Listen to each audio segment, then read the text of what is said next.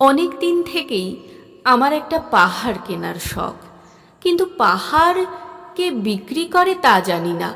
যদি তার দেখা পেতাম, দামের জন্য আটকাতো না।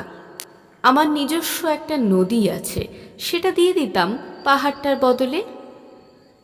কে না জানে পাহাড়ের চেয়ে নদীর দামই বেশি। পাহাড় স্থানু, নদী বহমান।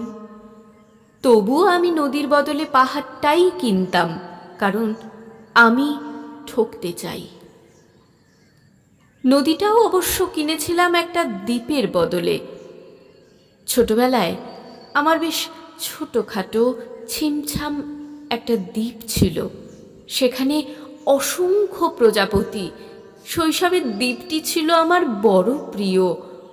আমার যৌবনে দ্বীপটা আমার কাছে মাপে ছোট লাগলো। প্রবহমান ছিপছিপে তন্বী নদীটি বেশ পছন্দ হলো আমার।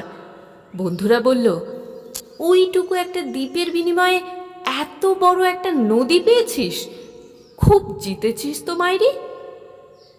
তখন জয়ের আনন্দে আমি বিহ্বল হতাম।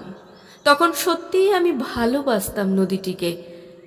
নদী আমার অনেক প্রশ্নের উত্তর দিত, যেমন, বলো তো আজ সন্ধেবেলা বৃষ্টি হবে কিনা। সে বলতো, আজ এখানে দক্ষিণ গরম হাওয়া, শুধু একটি ছোট দ্বীপে বৃষ্টি, সে কি প্রবল বৃষ্টি, যেন একটা উৎসব।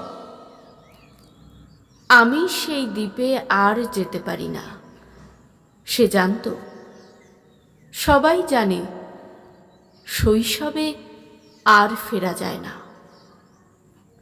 এখন আমি একটা পাহাড় কিনতে চাই।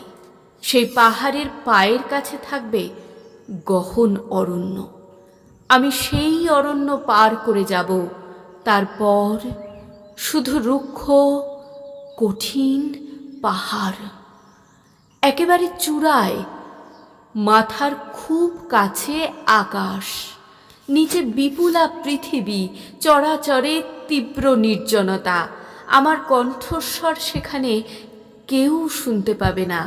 আমি শুধু 10 দিককে উদ্দেশ্য করে বলবো, প্রত্যেক মানুষই অহংকারী।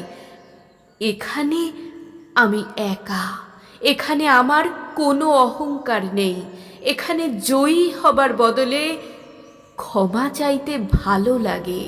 হে 10 দিক, আমি কোনো দোষ করিনি, আমাকে ক্ষমা করো।